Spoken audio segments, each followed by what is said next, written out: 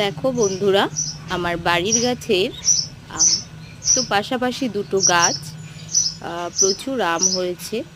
তো প্রতি বছরের মতন এবছরও বেশ কিছুটা আম ফলেছে।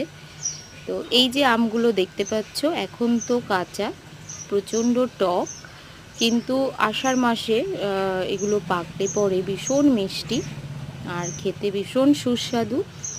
আর দেখো, খুব বেশি বড় না গাছটা, আর এর নিচটা এতটা ঠান্ডা কি তোমাদের বলে বোঝাতে পারবো না। গরমকালে ভীষণ মজা নিই আমরা এই আম গাছের নিচটা।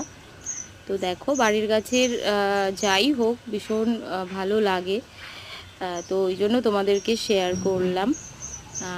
দেখো, দেখতে থাকো।